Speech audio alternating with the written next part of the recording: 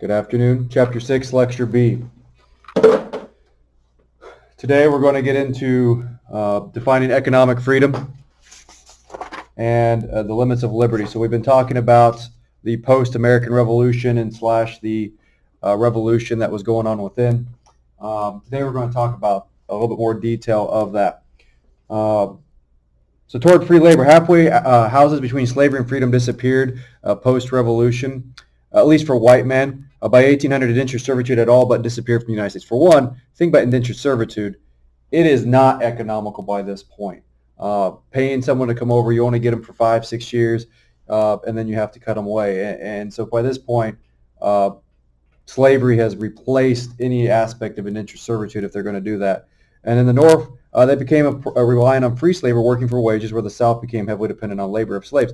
So you're going to start to see now, post-American Revolution, or War of Independence in the 1780s, you're going to start to see this divide. The North is not going to rely, and they haven't relied heavily on slavery anyway, and if there's any slaves in the North, they're going to be people working docks, but then they're going to pay a lot of those people, and then house servants, maids, people working for the rich. In the South, though, it's going to be that old model that was established all the way back in the 1640s, 50s, in South Carolina, North Carolina, and then in Virginia, where you have the plantations, and the plantation owners are not going to give up any of their power. They're going to keep that system they have going, and on top of that, they're going to try to suppress not only African Americans and slaves, poor whites. They want to keep the poor whites down because they are the ones moving and shaking and everything. So, but in the North, you're going to develop a much more fluid system where you could actually start having some social mobility, though limited. You're going to have it. That's where that stark difference is in the North and the South. The soul of the Republic, Noah Webster stated, a general and tolerate equal distribution of landed property is the whole basis of national freedom. Once again, here comes this idea of land again. Well, understand, freedom is not always just going to be tied to land, as we talked about in like Pennsylvania and other places where they did away with the land requirement. They started using taxes as a mean for voting and freedom. You're going to start to see that, though, they're going to start to expand freedom for everything. To most Americans, equality meant equal opportunity, the chance for mobility, the chance to move up, and that's where it's going to really start to take off in the 1780s, 90s, and into the early 1800s. The politics of inflation, though. So as we start talking all this freedom, and if you go back just a little bit back to that war years, inflation rose during and post-war, mostly because, well, we didn't have money. Secondly, we cut ourselves off from the greatest economy and source of money in the world, which is the British Empire. Between 1776 and 1779, more than 30 incidents took place in which crowds confronted merchants accused of holding scarce goods off the market. And this is going to lead to the debate over free trade and other things, and what was available and not available. Though we are, like I said, yippee for the war, the war is really going to take a toll economically on many in the colonies and now the new United States. To talk about that, even post-American War of Independence, do you think the British were necessarily ready to trade with us? Hell no. They're like, middle finger us. Like, just to put it in perspective, you wanted your independence? Good luck, you're on your own. Now, we did trade with the French for a while, but, world history, French Revolution comes along, and anyway, yeah, there goes our main trade partner.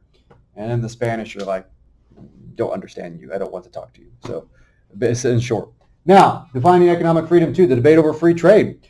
To combat inflation, Congress urged states to adopt measures of price control. This is the one that backfired. At this point, the Articles of Confederation is what is in control. They have no power. The states are not going to do anything to listen to the federal government because the federal government has no power. States are going to do what they dang well please. Adam Smith's The Wealth of Nations becomes known in the colonies, and the ideas of free trade and free market are going to come basically the basis for what we call capitalism. He talked about the invisible hand at work, supply and demand, dictating everything going on and the economy. There were two competing concepts of economic freedom, though, during this period, though Adam Smith is going to have a heavy basis for the later American economic birth. One based on the traditional view that the interest of the community took precedence over the property rights of individuals, and then one that insisted that unregulated economic freedom will produce social harmony and public gain. That second one is more in line with what we call capitalism, because obviously you have the economic freedom, it's unregulated, it will produce what is needed, supply and demand, right? The first one, though, is, hey, we only do stuff that's good for the community. that works to a point, because then the problem with the community, no one can agree in a community. That's the biggest problem you're going to find, and that's called communism or socialism, and you'll find the problems of that. Now, the limits of freedom. Though the War of Independence was moderately successful for the rebels, and then obviously they will win it, it's more or less the British just gave up, not us winning the war, we've talked about. Colonial loyalists. Not all Americans shared in the democratization of freedom brought on by the American Revolution. Loyalists, those who had supported the Crown during the course of the War of Independence, experienced the conflict very differently. 20 to 25% remain loyal in the colonies. Some estimates even higher. I would say it's probably closer to 30%. So what you really have is 20, 30% loyal, 20, 30% rebel, and then 40-ish, if not 50% in some cases, are turtle on the fence, watching who's going to win this conflict, right? They don't want to take a side. Well, loyalists, a lot of them were forced to take a side or really liked their position within the British government. Most were found in New York, Pennsylvania, and the backcountry of the Carolinas, where the Crown really left them alone to do their own thing, and they didn't get upset by what was going on. Those who benefited in livelihood dealt directly with the British. Now, the loyalists, I'm going to tell you this, the war is not going to be kind to them. You hear in American history of people being tarred and feathered.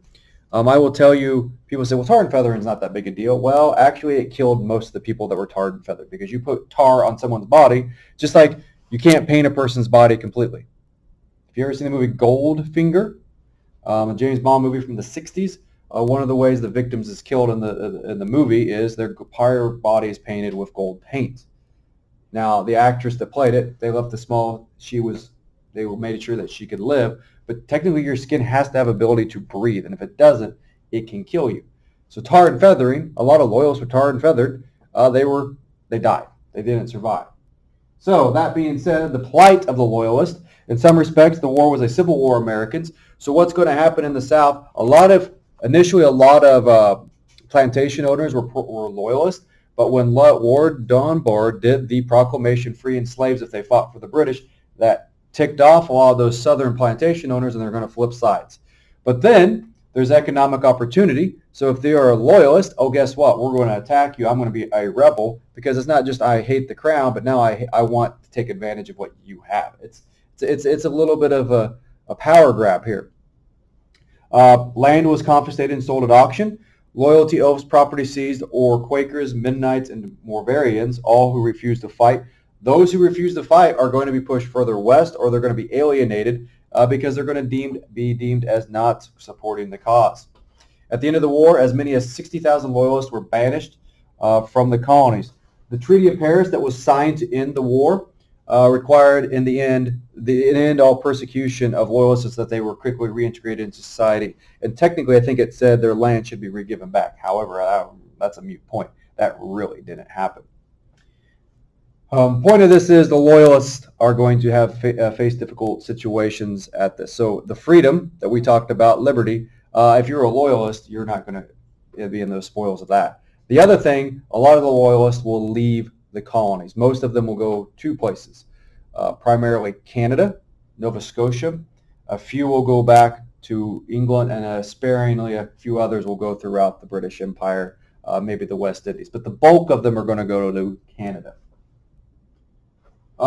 Limits of freedom, Indians Revolution. Indians were split with supporting each side. Once again, there'll be a group that will support the British, a group that will support the colonists. The Iroquois League was divided with the Onondaga supporting the Americans. What the reality of this, the bulk of the Indians picked the losing side. The more Indians favored the British over the colonists because, hey, Proclamation Line of 1763, the British are trying to leave us alone. It's more the colonists that are already there that are causing problems. But once again, the narrative that the Indians always pick the losing side continues. Even the Declaration of Independence, Jefferson complained of the British enlisting the help of the savages. And if you actually read all 37 complaints against the Declaration, many of them are really bad, including this one, and then the one that talked about insurrections, which dealt with slave uprisings. Washington even ordered a party out to destroy hostile Iroquois that we often don't talk about. Jefferson wrote that only hope for the Indians was removal beyond the Mississippi. And that was a view held by many at this time, that the Indians had to be first pushed further west beyond the Mississippi River, and then that would be their hope. But obviously, as we know, American history, Americans kept going west with the concept that we will later name Manifest Destiny. Americans' independence was a crushing blow to the Indians and really is going to have a very negative impact on their society and really their eventual downfall across the continent. So, as a recap for today, this is where we're going to stop. We've got one more good lesson tomorrow. But the War of Independence, obviously, and the American Revolution are two distinctly different things. But as the war, we talked about the war in the last chapter, the revolution within, the revolution, American Revolution as itself is not going to stop in 1783 when the Treaty of Paris is signed. As you're seeing, there's a lot of these transformations in society that are going to continue to go. And as we get into this last part here, we're going to talk about slavery and then a little bit about what happens with Daughters of Liberty and women's rights. So that's what we'll finish up tomorrow. Have a great day.